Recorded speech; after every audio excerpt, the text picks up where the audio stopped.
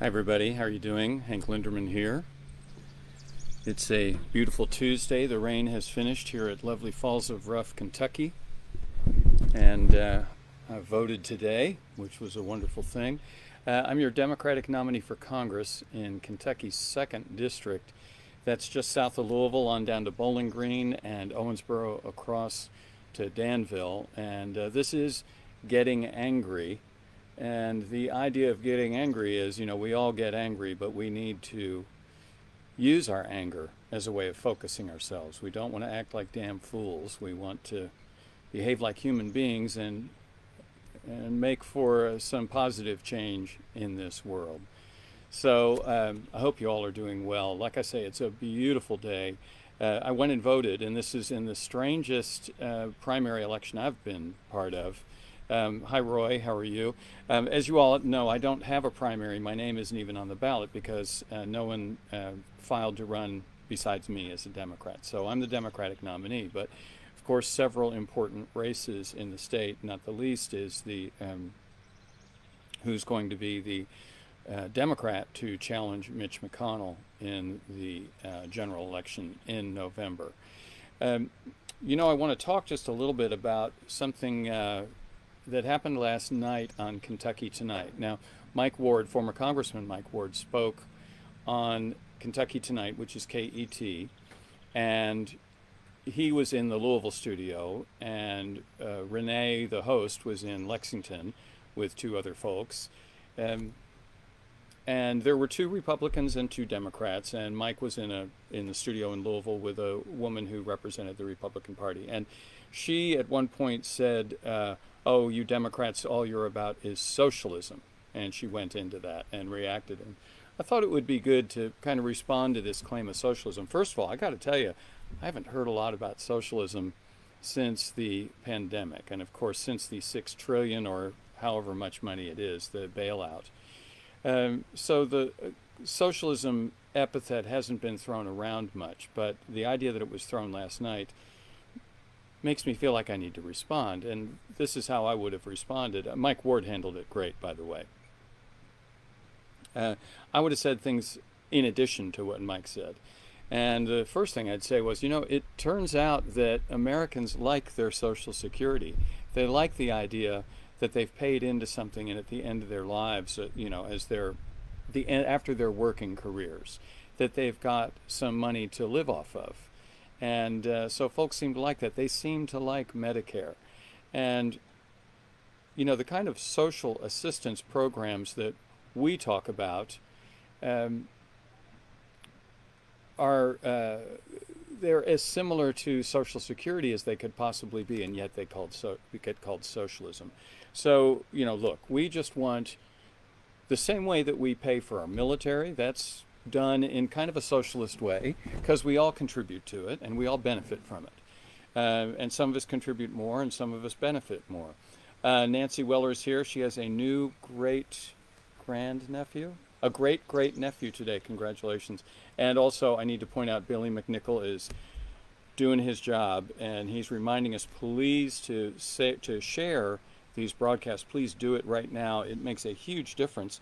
We have already had last Friday's broadcast hit 1,000, and yesterday's broadcast is almost about to hit 1,000, and this is quite a thing. It really makes a big difference in spreading the word around. So we were talking about socialism, and that epithet, like I say, gets thrown around quite a bit when we say things like we want health care that covers everyone, and something like Medicare for all. And I say Medicare for all even though there's plenty of ways to deal with it. Our current healthcare system is an example of a profit-seeking system that's been abused. It's filled with waste, it's filled with corruption, it's filled with unnecessary administrative costs. And as a result, our healthcare is very, very expensive, more expensive than any other nation in the developed world. But these attempts to straighten it out get called socialism because we're going to be keeping someone who's profiting off of human misery from maintaining their wonderful lifestyle. So related to that, I came across a really sad story that I want to share with you. And first I need to show you a picture. And this is a young woman named Sarah. And Sarah Whitner. And what a lovely young lady. Well, unfortunately, Sarah is one of the victims of the COVID pandemic, but not in the way you would expect. She's one of the hidden deaths of the COVID pandemic. So let me share some of this with you if you don't mind, because you know there's lots of talk these days. We've hit 120,000 deaths or more in the United States, and I'll get to those numbers in a moment. We talked yesterday about how as many as 99% of those could have been avoided if our government had only been able to follow the example of South Korea. If we'd only been able to follow the example of Germany, we would still have 70% of our people might not have died. Well, let's dig a little deeper. And we're clearly not counting everyone. And how do you count someone like Sarah? This is a 32-year-old woman, and she had just gotten over her battle with drug addiction. She completed a 30-day detox program, was taking a monthly injection to block her cravings for opioids. She was engaged to be married and working for a local health association and counseling others about drug addictions. Well, then the pandemic hit, and that knocked out all of the support that she had. And instead of getting her monthly shot, every 30 days, it was moved to 45 days. And she wasn't able to go to meetings. And she was trying to hold on, but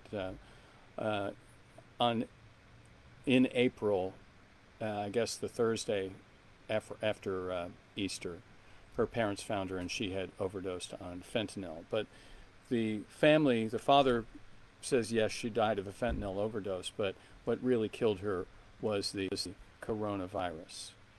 And we're trying to gather data on, the public health officials are trying to gather data on how many people test positive for the coronavirus and how many people die from the infection. It's left an untold number dying in the shadows, not directly because of the virus, but still because of it. They're uncounted. And as of June 21st, it was over 119,000. I think the numbers actually are a bit higher than that. But the lack of clarity on the numbers of people actually dying from COVID has some onlookers, ranging from conspiracy theorists all the way to President Trump, claiming that the tallies are exaggerated, even before they include a death like Sarah Whitner's. We don't have hi Barbara, I'm so glad you're here. Hey Barbara, click that share button. Experts are certain that the lack of widespread testing, variations in how the cause of death is recorded, and the economic and social disruption the virus has caused is hiding what's really going on in the coverage of the virus. Now, I included this picture because this is a picture of Sarah when she was a child, and this is her dad, and looks like they're having a night out, having a dinner. And this is one of the folks who, this young girl grew up to develop a drug addiction problem. And it's a terrible, terrible thing. And that's why we talk about in the contract, one of the pieces of the contract is support for families of drug addicts. We want abuse prevention, rehabilitation, and support for the families of drug addicts. We put people in prison for a drug addiction these days. And, even in the case of, look, if you're a drug addict and you break into somebody's house and you get caught, you need to go to prison. That's going to happen. But if you're out of prison and they pull you over for a busted taillight but find out you've been using, you're not high then, they'll throw you back in jail. And I think that's wrong. They should throw you back into rehab. Anyway, so that's that very, very sad story. I want to show you a few other things. The European Union has decided that it's going to ban Americans, or they're considering banning Americans as they reopen their borders, citing failures on the virus. Again, we talked about this yesterday, that we have lots of unnecessary deaths. We really still haven't gotten a hold of dealing with the virus. They're racing to agree on who can visit the bloc, and so far they're talking about excluding Americans and Brazilians and Russians. So Terrible thing. Let's look at some numbers real quick. This is yesterday in the U.S. And notice our deaths are pretty small comparatively. Hi, Roy. Glad you're here. Yes, it is very sad. 363 deaths yesterday, obviously a tragedy to the families that lost someone. But look at those new cases. 31,496. A few days ago, it was 25,000 cases. So they are rocketing up. I looked at Kentucky's stats for today, but they hadn't shown up. So they were blank. This is from nakedcapitalism.com, and it's a reprint of Johns Hopkins data. And look at Florida and Arizona and North Carolina. They are rising, especially Florida. Florida's been open for a bit, so we do not have this thing under control yet. Should be quite a humbling thing to all of us to understand we're not even close to finishing with this. There's lots of concern about a second wave. We haven't finished this first wave. I mean, can you believe it? And still there's all kinds of fighting about what the right thing to do is. I hope those of you that are going out are being safe when you're going out to go shopping or to just be out in public. I hope you've got a mask handy. And certainly when you go into a grocery store or something, that you wear a mask. I have to go to a grocery store every week or so, and I wear a mask, and I notice most of the people working in the store are wearing a mask, but a lot of the folks in the store are not, and try to steer clear of them. One last thing, I think, to show you. Here's a picture. There's been a lot of discussion of the voting in Kentucky, so have a look at this. This is at the fairgrounds in Louisville, Kentucky. This is the only polling place in the city of Louisville, and there are something over 600,000 voters that will need to be served. Now, a bunch of them received mail-in absentee ballots, and the only way that I think this was poorly handled was the state should have said, look, we're only going to have one polling place in each county generally. We have something like 170 polling places, down from 3,700. Where I voted was in Grayson County in Litchfield, and I got there very early. I had called the clerk's office yesterday, and fortunately someone was able to answer. And they said, we're out of appointments, so you're just going to have to show up. And I said, when should I show up? They said, as early as you can. So I showed up at about 6:15, 6:30. After locking myself out of the house, I got back in. It's all good. I was able to vote very quickly, but I was pleased to see there was plenty of distance between the polling stands. The staff that was there was younger than usual. That, of course, was one of the concerns, was that most of your polling workers, your poll workers, are generally older people. They're retired, and it's a long day. It starts at 5 in the morning for the poll workers, and then they'll be there for hours after the polls close. They open at 6 in the morning and they close at 6 p.m. So it's a long darn day, and thank you to the poll workers that are doing that. But you can see why there would be concerns about this. Now, as promised yesterday, I was going to play a song, and I just couldn't do it because the computer lost its mind, as it seems to be doing. And I keep coming up with ways to trick the computer, and I think I've done it. So I want to tell you about this song before I play it, and I can't remember if I've played this for you all or not, but if I did, it was months ago.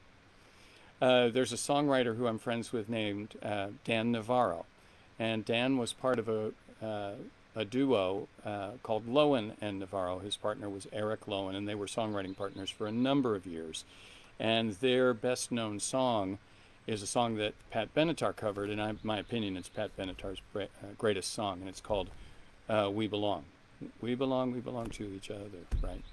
So a great, fantastic song. And Dan and I became buddies and decided maybe we should write a song. Dan reached out to me and said, hey, do you want to write a song? And I said, well, yeah, sure, I'd love to. And before he came over, I had a couple of ideas worked out, because Dan lives on the road. He does house concerts all the time. He's probably doing a house concert this afternoon from his place in Venice, California. So I had written a song about being on the road and coming home and what a mess the house was, and the cat's upset with you, and your girlfriend's angry at you, and the mail's piled up, and you got to pay the bills, and there's dust everywhere, you got to clean the house, and all of that, but I'm home, that kind of idea. And so I had that idea all ready to go and played it for him, and he hated it. He just didn't like it. Well, he started playing some chords. Let me grab the guitar and I'll show you what he was doing. He started doing this. He started going, let me move this down a little. Started playing. And he was talking.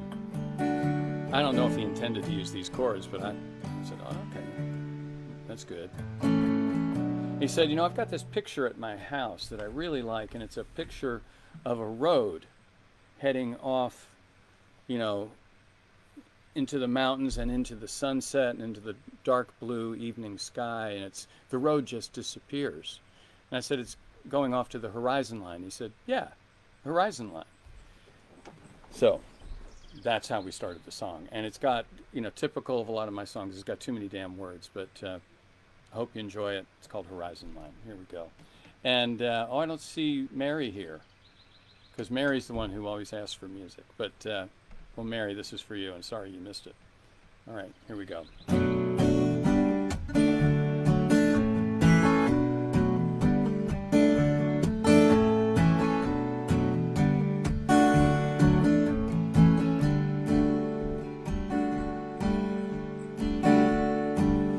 If I sit too long, the television tells me that she's my friend. And when the air goes still, it feels like the end. But then the world calls out, a wind whispering, baby, I got something new. It's a siren song that beckons me to move. No, I can't slow down, my wheels are turning. Tell me that I'm wasting time. Gonna set my sights on the next horizon line. Gonna live my life on the next horizon line. Well, I've been chasing dreams like they were oxygen. Feed my fires at night. They gotta light my way between the thunder and the taillights, red taillights. No, I can't slow down, my wheels are turning. Don't tell me that I'm wasting time. Gonna set my sights on the next horizon line. Gonna live my life on the next horizon line.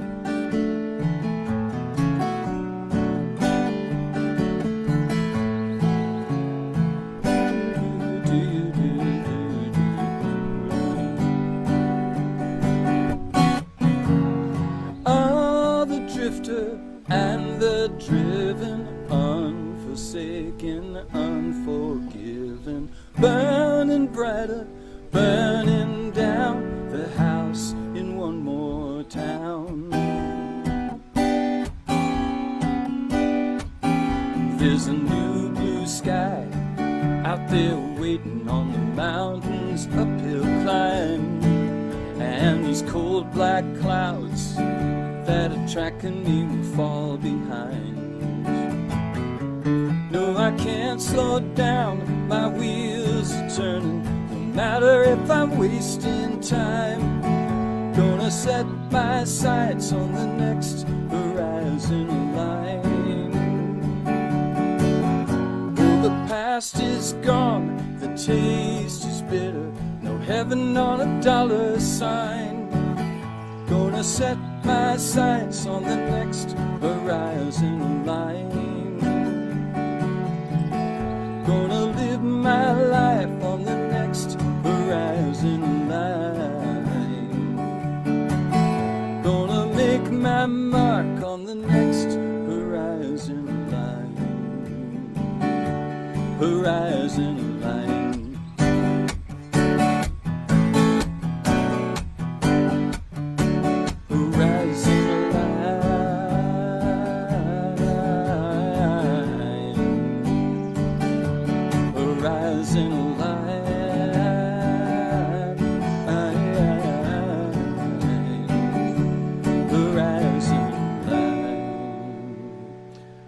right. Hope y'all like that. Like I say, that's with Dan Navarro, wonderful songwriter and a good buddy. You know, I want to close with this picture again. I want you all to, whoops. Let's see, is my sound off? No, good. I wanted you all to see this. This is from the Black Lives Matter protest in Litchfield, Kentucky that happened about 2 weeks ago. 2 weeks ago, starting tomorrow. And this young lady let me take a picture of her because I thought her sign was great and I loved her tattoos too. So anyway, I hope I get to see you all tomorrow. And by the way, tomorrow I'm going to be on the Terry Miners show, and I'll get a link for that so you all can check it out. And that'll be after I go live tomorrow at 3:30. So thank you all for being here, and I really appreciate you. You know I love you. And I guess I will see you tomorrow at 3:30 Central, 4:30 Eastern for Getting Angry. All right, you all take care.